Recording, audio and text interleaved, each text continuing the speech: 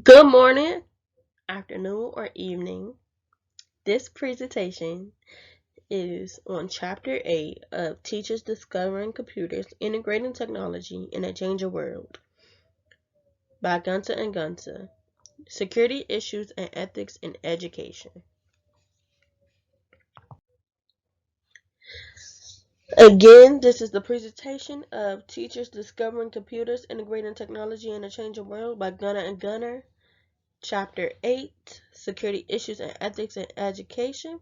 The presenters are Janika Williams. She is the main researcher, the team lead, and the main note taker. Lindsay Wood is responsible for the voiceover, the graphics, and the APA references. This is the copyright and fair use. Our copyright disclaimer for this presentation. Certain materials in presentation have been prepared by the Educational Multimedia Use Guidelines and are restricted from all other use. The Chapter 8 begins with the computer security risks and safeguards. What are these things? We think of computer security, and most of us think of passwords, some think of fingerprints, others might think of face IDs. These things don't particularly speak to these, but we are talking about computer security risks and safeguards.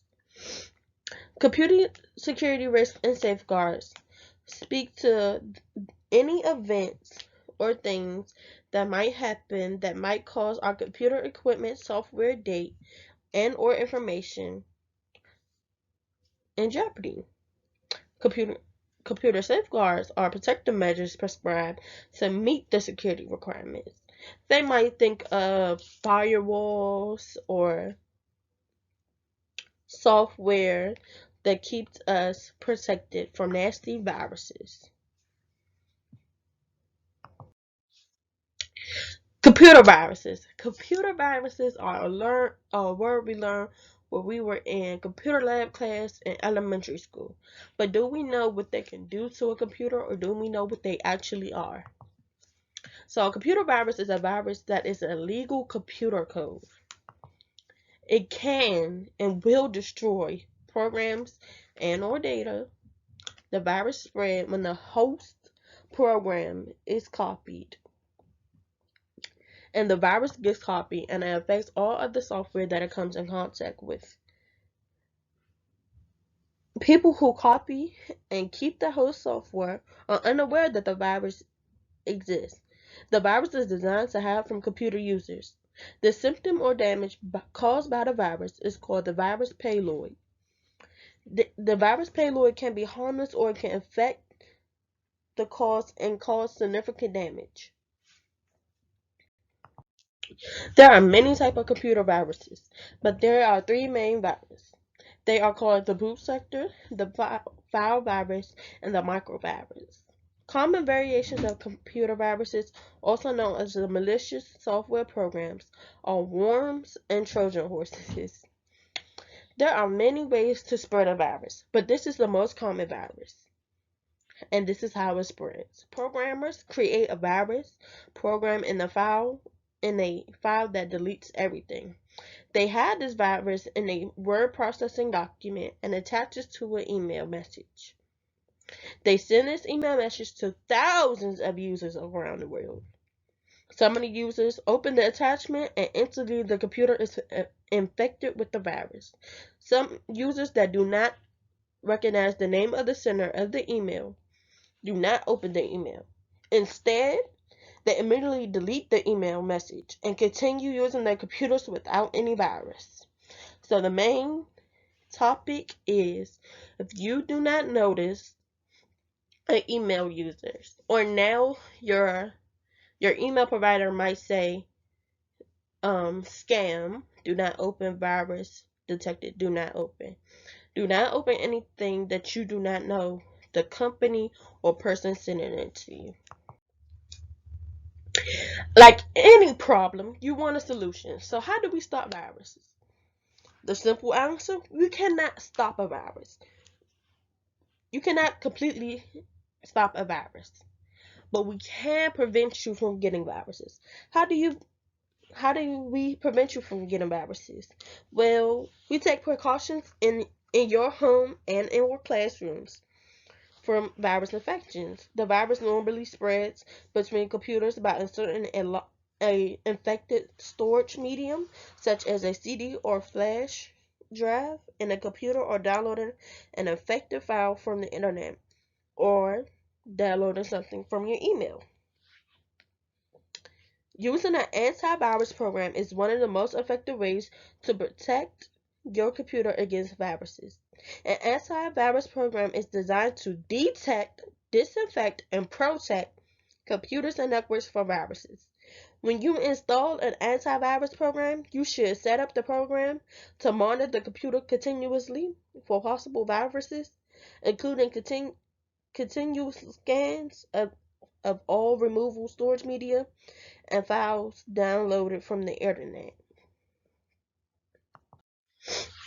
The next thing Chapter 8 expounds on is unauthorized access and use. Unauthorized access is the use of a computer or network without permission. An individual who tries to access a computer or network is illegally is called a cracker or a hacker. How do we prevent unauthorized use? Well, these are some ways that they suggest us to use to prevent it. Passwords. They suggest that you have a strong password. And these are some tips to help create your strong passwords. 1. Use a combination of letters, digits, and or initials and dates. 2. Make the password at least 8 characters long if supported by the software. 3. Join two words together. 4. Add one or more numbers at the beginning, middle, or end of a word. 5. Choose words from other languages. 6. Choose family names far back in your family tree. 7. Choose a password that you can type without looking at the keyboard. 8. Do not leave written copies of your passwords near your computer. 9. Use a password that is easy to remember so you do not have to write it down. 10. Change your password frequently, as up to every 2 months. And lastly, do not share your password with anyone, especially telemarketers. Another suggestion is do not use pet names, nicknames, or anything a hacker might think of easily. The next prevention item we have is biometrical devices. A biometrical device is a device used to authenticate a person's identity by translating a personal characteristic, such as a fingerprint, into a digital code that is compared with a digital code stored in a computer, verifying the personal characteristics. And the last thing is a possessed device. A possessed object is any item that you must carry to gain access to a computer or a computer facility. Examples might be a badge, a smart car, or even keys. The next thing Chapter 8 expounds on is a firewall. Like mentioned earlier, a firewall is a type of safeguard. But what does it actually do? A firewall is a prevention from unauthorized use and access. It tries to protect hardware, your computer's hard disk, but it is still vulnerable from hackers. A firewall is a security system consisting of hardware or software that prevents unauthorized access to data and information on a network. Schools use firewalls to deny network access to outsiders and to restrict both students and teachers' access to sensitive data. For enhanced firewall protection and added features, some home and business users purchase a standalone personal firewall software. A personal firewall is a software program that detects and protects your personal computer from unauthorized intrusions. Hardware theft is the next thing that Chapter 8 expounds on. Of course, hardware theft is in its name. It's the concern of actual property being took. For schools, hardware theft present a difficult security challenge. To help minimize the theft of computers and associated equipment, schools can implement a variety of security precautions.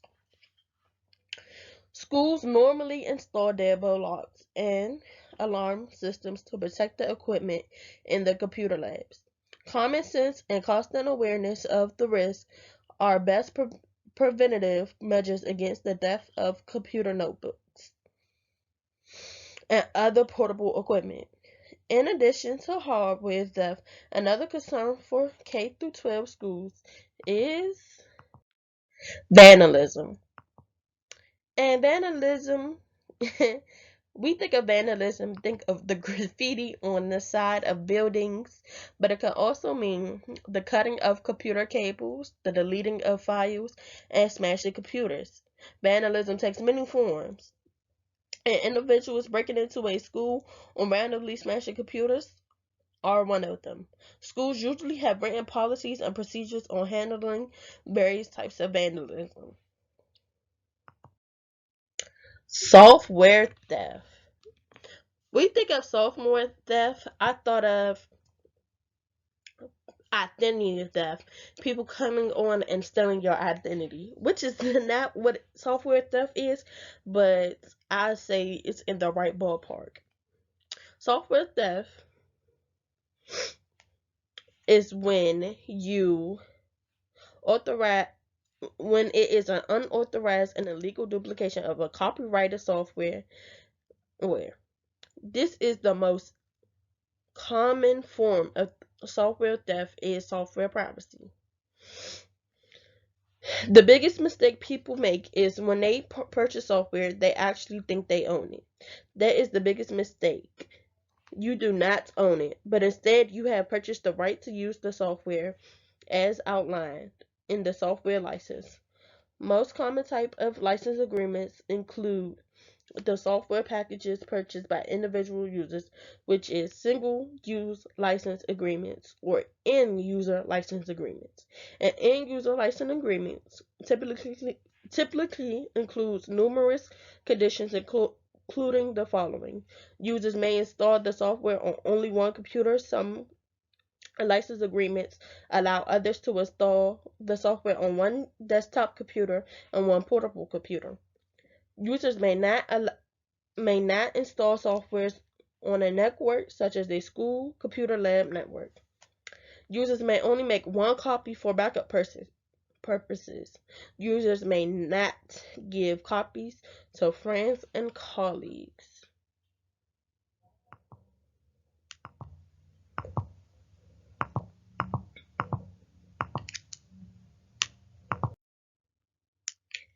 Information theft. As we learned earlier in the slides, that the computer is very valuable, the actual computer is very valuable, but what's inside is very valuable as well. And this is where information theft comes in. The information theft is the deliberate theft of information caused by much or more damage than the theft of hardware. Information theft typically occurs for a variety of reasons. Organizations steal or buy stolen information to learn about the competitors and individuals. They steal credit cards and telephone charge card numbers to make purchases. The next thing that chapter 8 goes into is system failure. Theft is not the only cause of the hardware, software, and data or information loss. Any of these things can occur during a system failure, which is a malfunction of the computer. The system failures occur because of the electrical power problems, hardware components failure, or software error. Backing up is the ultimate safeguard.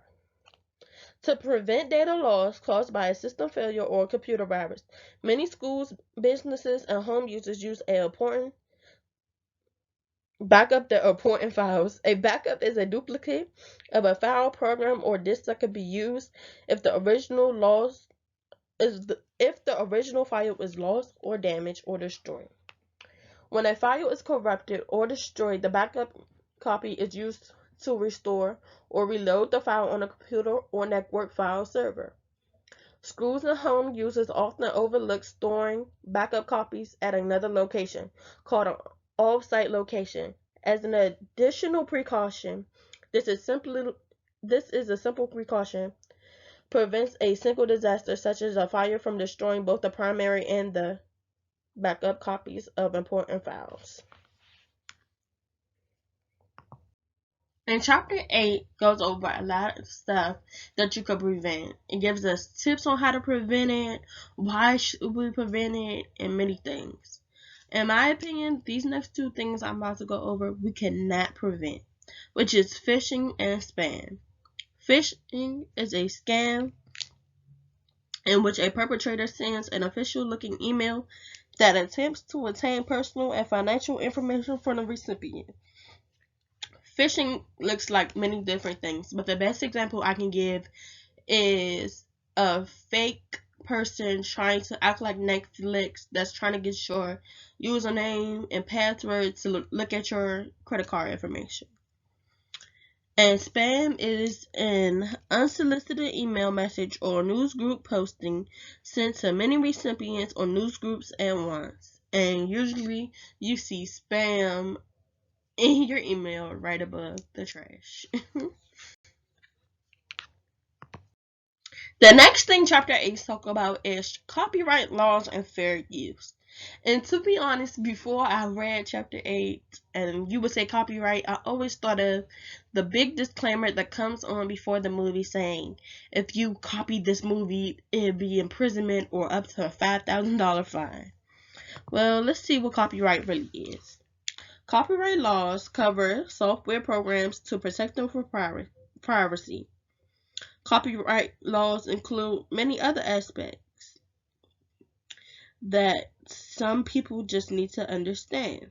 A copyright means the original author or creator of the work retains ownership of the work and has the exclusive right to reproduce and distribute the creative work. But what is fair use? Well, fair use was established in the Copyright of 1976 and is provided the guidelines to allow educators to use and copy certain copyrighted materials for non-profit educational purposes. And the last thing chapter 8 goes into depth about is internet ethics and objectionable materials. Please forgive me, I do not know how to say that word. Internet ethics is a really broad term, but it refers to the analysis of the role that internet plays in what philosophers may call the development of a good life. Ethical rules for computer users are: do not use computers to harm others, do not use computers to steal others' information, do not access files without permission of the owner, do not copy copyright software without the author's permission. Always respect the copyright laws and policies. So internet ethics is everything the chapter went about. Now, objectionable materials include racist literature, obscene pictures and videos, gambling, and age-restricted items such as cigarettes and alcohol. This is one issue that the parents and teachers fight against. The first area includes all materials that people consider pornographic, such as obscene pictures, stories, graphics, articles, and cartoons and videos. The second area includes the racist literature, controversial subjects such as gambling and other materials. Teachers and parents usually can identify websites that contain materials in the first two areas easily. These things are used to ensure that people that are safe on the internet, government's actions, and the Children's Internet Protections Act and controls. Employees, teachers, and students also have an obligation to use computers responsibly and do not abuse the power that computers provide. This responsibility presents constant challenges in which sometimes weigh the rights of the individual against increased efficiency and productivity. Schools have added responsibilities and challenge of protecting the students from unethical practices and people on the internet.